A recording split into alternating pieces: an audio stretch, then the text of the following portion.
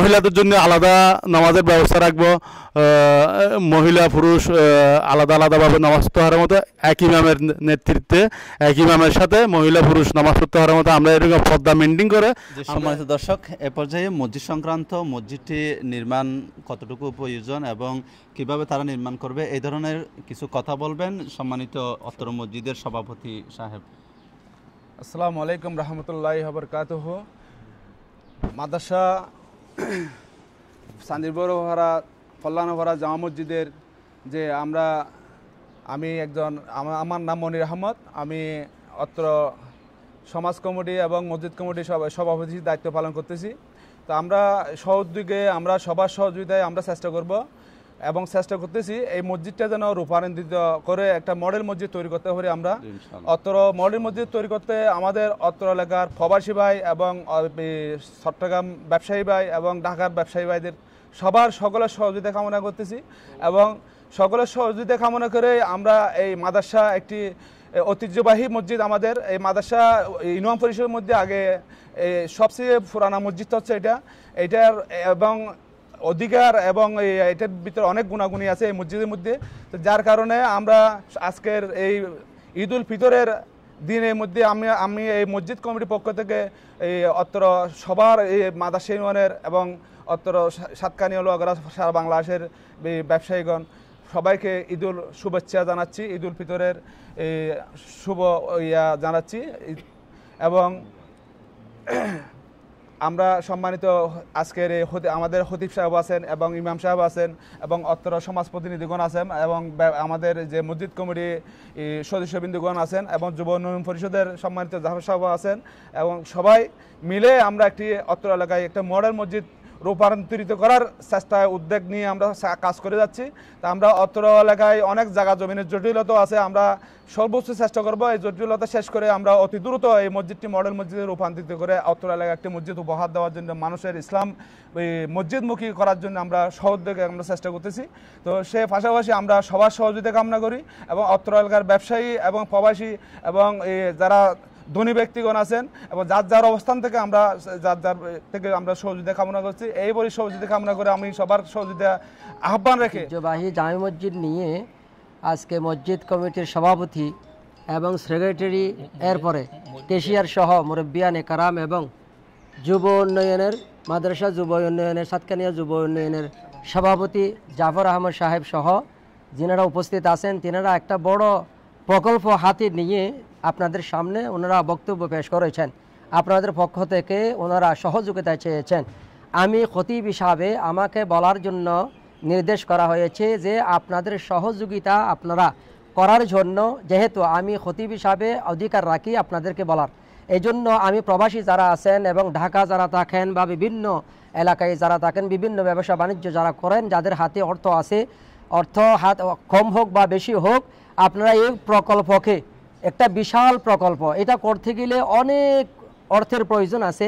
এই জন্য ওনারা আপনাদের কাছে যে এই সহযোগিতার যে হাত প্রসারিত করার জন্য অনুরোধ জানাচ্ছেন, আমি তাদেরকে সাপোর্ট করে আপনাদেরকে আমি অনুরোধ করব, যেহেতু দান করা আপনি যদি দান করেন 1টা টাকা বা 2টা টাকা, 1 লক্ষ বা 10 লক্ষ যা দান করবেন, সর্বপ্রথম যে দানটা আল্লাহর হাতে যায়, আল্লাহর কুদরতের হাতে যায়, এরপরে মানুষের হাতে আসে। এজন্য আমরা আল্লাহকে রাজি খুশি করার জন্য মসজিদ করলে কি হবে সেটাও আমরা জানি যে আল্লাহ পাক বেহেশতের মধ্যে একটা ঘর আমাদের জন্য তৈরি করবেন, বড় বড় নেয়ামত আল্লাহ পাক আমাদেরকে দান করবেন, রহমত নাজিল হবে, এগুলো আমরা সব জানি। যেহেতু মসজিদের সাথে রহমতের সম্পর্ক, আল্লাহ পাক রহমত নাজিল করে মসজিদের মধ্যে, তো আমরা যদি মসজিদের সাথে সম্পর্ক রাখি, দানের সহিত আমাদের আর্থিক অর্থ দিয়ে আমরা সহযোগিতা করি, এরপরে সার্বিক সহযোগিতা করি, যে লাইনে পারি মেধা দিয়ে সহযোগিতা করব। আমরা যে লাইনে পারি মসজিদ কমিটি এবং আমাদের যুব উন্নয়ন সমাজ কমিটি যিনারা আছেন ওনাদেরকে আমরা সর্বাত্মক সহযোগিতা করার অনুরোধ জানাই আমি আমার বক্তব্য এখানে শেষ করে। মসজিদটা দীর্ঘ 40-45 বছর ধরে অত্র মাদ্রাসা ইউনিয়নের অনেক পুরাতন একটা মসজিদ। এই মসজিদ এখন তো 210 বছর ধরে পার্শ্ববর্তী অনেক মসজিদ হয়েছিল। এই মসজিদটা আগে আজান হতো 2000 সালের আগে, মানে মাইক ছাড়া, এই মাইক ছাড়া যে গলা দিয়ে যে আজান হতো, এই আজানটাও কিন্তু অনেক দূরে যেত। এই দূরে যাওয়ার পরে দূর দূরান্ত থেকে মুসল্লিরা এখানে ফজরের নামাজ বিভিন্ন ওক্তের নামাজ পড়তে আসতো। আর এই মসজিদটা যে আপনারা মানে দেখতেছেন, এটা হলো আমরা এমন অবস্থা হয়ে গেছে, এটার মধ্যে নামাজ পড়তে চাইলে উপরে দুলা বালু ওই মানে সিমেন্টের ইয়াগুলো পড়তো। তো সেক্ষেত্রে আমরা ঈদের আগে, রমজানের আগে করে আমরা সিদ্ধান্ত নিলাম যে এটা একটু রং করি। হ্যাঁ, তো এই জন্য রং করার জন্য একটু এখন সুন্দর লাগতেছে, কিন্তু এখানে ছাদগুলো মানে অনেক নষ্ট হয়ে গেছে। উপরে আমরা ডালে দিছি, পানি পরে মুসল্লিদের কষ্ট হয়। তারপর এখানে যারা বৃদ্ধ আছে ওদের কষ্ট হয়। তো আমরা সিদ্ধান্ত নিয়েছি যে ইনশাল্লাহ আমরা এলাকাবাসী সহ, প্রবাসী সহ, আমাদের বন্ধু বান্ধব, আত্মীয় স্বজন, হ্যাঁ, যারা এখানে এলাকার মুরব্বীরা আছে, তাদেরকে সাথে নিয়ে আমরা এই মসজিদটা আবার ইনশাল্লাহ পুনর্নির্মাণ করব। এটা এমন একটা আমরা মসজিদ করব যে মসজিদে আলো বাতাসটা সব দিক থেকে আসবে। এটা মানে একদম মডেলভাবে আমরা ইনশাল্লাহ করব। এটার মধ্যে আমরা এমন ব্যবস্থা করব, মহিলাদের জন্য আলাদা নামাজের ব্যবস্থা রাখবো।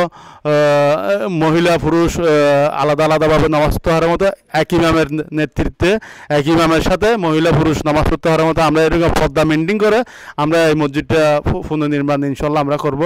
তো সেই ক্ষেত্রে এদিকে যদি আপনারা যদি এটা দেখেন, আমাদের কবরস্থান সহ পুকুর সহ নিয়ে এটা অনেক বড় একটা এরিয়া। আগে যাদের অন্তর বড় ছিল, দিল বড় ছিল, তারা এটা মসজিদের নামে ওয়াকফ করে গেছে। তো সেক্ষেত্রে আমরা যে নতুন করে এটা আমরা পুনর্নির্মাণ করব। সবাই আমি বলবো যে যারা এরকম ধনবান আছে, যাদের মন মানসিকতা একটু ভালো, হ্যাঁ, যাদের আয় ইনকাম ভালো, তারা যেহেতু এই মসজিদের মধ্যে সহযোগিতা করে এগিয়ে আসে, তাহলে ইনশাল্লাহ আমরা এই ঐতিহ্যবাহী মসজিদটা আমরা পুনরায় আমরা নির্মাণ করতে পারবো। হ্যাঁ, তো এই ক্ষেত্রে বর্ণনা করেন যারা একটু দান সাদগা করবে, তারা দুনিয়াতেও সম্মানিত হবে, আখিরাতেও সম্মানিত হবে। আপনারা জানেন এই দুনিয়ার বুকে মসজিদের চাইয়ে বড়, হ্যাঁ, মানে ইবাদতের জায়গাও আর নাই।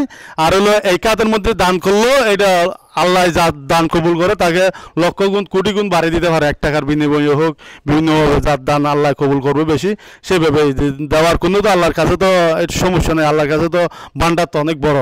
তো সেক্ষেত্রে আমরা বলবো যে যেভাবে পারে, একদম কেউ কিছু না পারলে একটা যদি ডিমও হলেও দেয়, ডিমের টাকাও দেয়, একটা মুরগির টাকাও দেয়, আমরা সেভাবে নেব।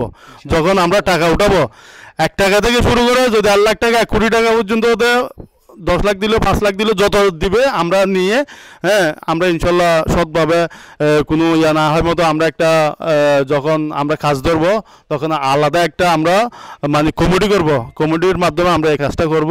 হ্যাঁ, তো ইনশাল্লাহ সবাইকে এই আহ্বান জানাইয়া সবাইকে এই মসজিদ সংস্কারের বিষয়ে অবদান রেখে একটু আহ্বান জানাইয়া হচ্ছে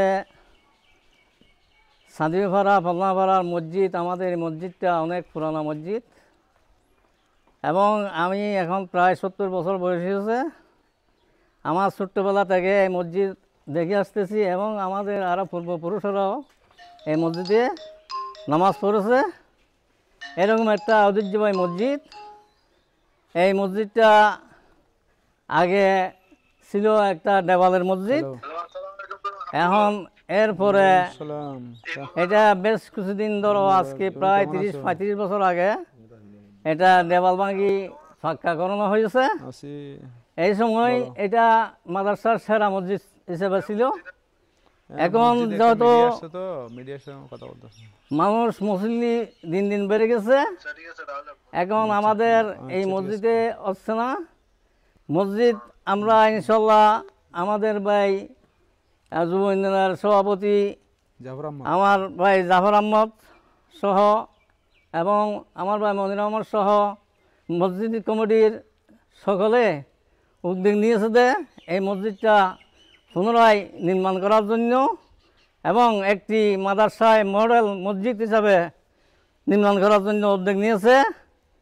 আপনারা ধনাত্ম ব্যক্তি এবং ব্যবসায়ী, প্রবাসী যারা যেখানে আছেন, হ্যাঁ, আমি বিনীতভাবে অনুরোধ করছি আপনারা সকলে এই মসজিদ নির্মাণ করার জন্য সহযোগিতা করবেন এবং এগিয়ে আসবেন, সাহায্য সহযোগিতা করবেন, পরামর্শ দিবেন এবং যোগাযোগ করবেন। এবং যোগাযোগ করার জন্য আমি বিনীত অনুরোধ রেখে আমি সংক্ষিপ্ত বক্তব্য আমার এখানে শেষ করলাম।